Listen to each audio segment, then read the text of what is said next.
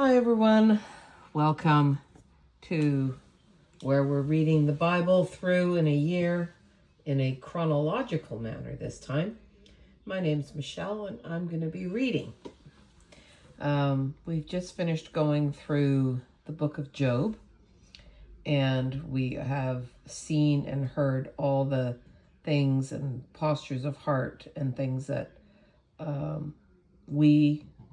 we have done. We've said things to help comfort people that maybe weren't helpful. We've used pat answers or well-known scripture verses or old-timey wisdom that got passed down through the generations. We've been and we've been also on the receiving end of all those things. And, questioning where is God in all of this and what's going on. And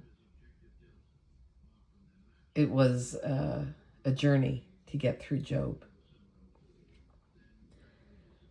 And now we've gone through that. We're going to hop back into Genesis and pick up where we left off.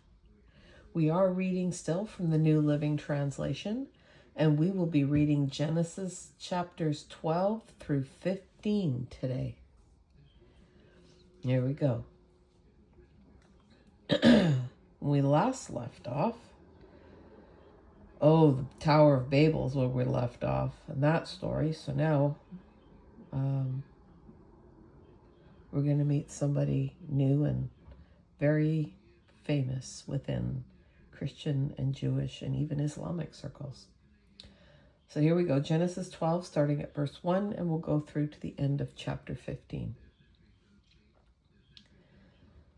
The Lord had said to Abram, "Leave your native country, your relatives, and your father's family, and go to the land that I will show you. I will make you into a great nation, and I will bless you and make you famous. And you will be a blessing to others. I will bless those who bless you and curse those who treat you with contempt. All the families on earth will be blessed through you." So Abram departed as the Lord had instructed, and Lot went with him. Abram was 75 years old when he left Haran, and he took his wife Sarai, his nephew Lot, and all his wealth, his livestock, and all the people he had taken into his household at Haran, and headed for the land of Canaan. When they arrived in Canaan, Abram traveled through the land as far as Shechem. There he set up camp beside the oak of Moreh. At that time, the area was inhabited by Canaanites. Then the Lord appeared to Abram and said, "I will give this land to your descendants." And Abram built an altar there and dedicated it to the Lord who had appeared to him. After that, Abram traveled south and set up camp in the hill country, with Bethel to the west and Ai to the east. There he built another altar and dedicated it to the Lord, and he worshipped the Lord. Then Abram continued traveling south by stages toward the Negev. At that time, a severe famine struck the land of Canaan, forcing Abram to go down to Egypt, where he lived as a foreigner. As he was approaching the border of Egypt, Abram said to his wife Sarai, "Look, you are a very beautiful woman. When the Egyptians see you, they will say, 'This is his wife.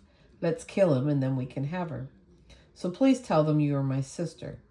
Then they will spare my life and treat me well because of their interest in you." And sure enough, when Abram arrived in Egypt, everyone noticed Sarai's beauty. When the palace officials saw her, they sang her praises to Pharaoh, their king, and Sarai was taken into his palace. Then Pharaoh gave Abram many gifts because of her: sheep, goats, cattle, male and female donkeys, male and female servants, and camels. But the Lord sent terrible plagues upon Pharaoh and his household because of Sarai, Abram's wife. So Pharaoh summoned Abram and accused him sharply. "What have you done to me?" he demanded. "Why didn't you tell me she was your wife? Why did you say she is my sister and allow me to take her as my wife? Now then, here is your wife. Take her and get out of here." Pharaoh ordered some of his men to escort them, and he sent Abram out of the country along with his wife and all his possessions. So Abram left Egypt and traveled north to the Negev, along with his wife and Lot and all that they owned. Abram was very rich in livestock, silver, and gold. From the Negev, they continued traveling by stages toward Bethel, and they pitched their tents between Bethel and Ai, where they had camped before. Excuse me. This was the same place where Abram had built the altar, and there he worshipped the Lord again. Lot, who was traveling with Abram, had also become very wealthy with flocks of sheep and goats, herds of cattle, and many tents. But the land could not support both Abram and Lot with all their flocks and herds living so close together. So disputes broke out between the herdsmen of Abram and Lot. At that time, Canaanites and Perizzites were also living in the land. Finally, Abram said to Lot, "Let's not allow this conflict to become between us or our herdsmen. After all, we are close relatives. The whole countryside is open to you. Take your choice of any section of the land you want, and we will separate. If you want the land to the left, then I'll take the land on the right, and if you prefer the land on the right, then I'll go to the left." Lot took a long look at the fertile plains of the Jordan Valley in the direction of Zoar. The whole area was well watered everywhere, like the garden of the Lord, or the beautiful land of Egypt. This was before the Lord destroyed Sodom and Gomorrah. Lot chose for himself the whole Jordan Valley to the east of them, and he went there with his flocks and servants, and parted company with his uncle Abram. So Abram settled in the land of Canaan, and Lot moved his tents to a place near Sodom, and settled among the cities of the plain. But the people of this area were extremely wicked and constantly sinned against the Lord. After Lot had gone, the Lord said to Abram, "Look as far as you can see in every direction, north and south, east and west. I'm giving all this land as far as you can see to you and to your descendants as a permanent possession. And I will give you so many descendants that, like the dust of the earth, they cannot be counted. Go and walk through the land in every direction, for I am giving it to you." So Abram moved his camp to Hebron and settled near the oak grove belonging to Mamre, and there he built another altar to the Lord. About this time, war broke out in the region. King Amraphel of Babylonia, King Arioch of Elazar, King Kedorlaomer of Elam, and King Tidal of Goyim fought against King Bera of Sodom, King Bersha of Gomorrah, King Shinab of Admah, King Shemeber of Zeboim, and the king of Bela, also called Zoar. Oh boy, those were names. This second group of kings joined forces in Siddim Valley, that is the Valley of the Dead Sea. For 12 years they had been subject to King Kedorlaomer, but in the 13th year they rebelled against him.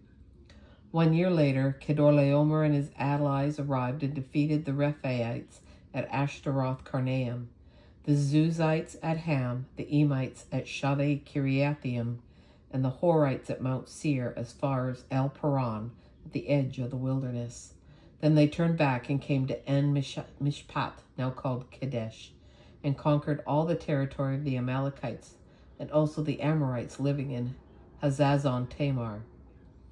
Then the rebel kings of Sodom, Gomorrah, Admah, Zeboim, and Bela prepared for battle in the Valley of the Dead Sea. They fought against King Kedorlaomer of Elam, King Tidal of Goyim, King Amraphel of Babylonia, and King Arioch of Elazar, 4 kings against 5. As it happened, the Valley of the Dead Sea was filled with tar pits, and as the army of the kings of Sodom and Gomorrah fled, some fell into the tar pits while the rest escaped into the mountains. The victorious invaders then plundered Sodom and Gomorrah and headed for home, taking with them all the spoils of war and the food supplies. They also captured Lot, Abram's nephew, who lived in Sodom, and carried off everything he owned. But one of Lot's men escaped and reported everything to Abram the Hebrew, who was living near the oak grove belonging to Mamre the Amorite. Mamre and his relatives Eshcol and Aner were Abram's allies. When Abram heard that his nephew Lot had been captured, he mobilized the 318 trained men who had been born into his household. Then he pursued Kedorlaomer's army until he caught up with them at Dan. There he divided his men and attacked during the night. Kedorlaomer's army fled, but Abram chased them as far as Hobah, north of Damascus. Abram recovered all the goods that had been taken, and he brought back his nephew Lot with his possessions and all the women and the other captives. After Abram returned from his victory over Kedorlaomer and all his allies, the king of Sodom went out to meet him in the valley of Shaveh, that is the king's valley. And Melchizedek, the king of Salem, and a priest of God Most High, brought Abram some bread and wine.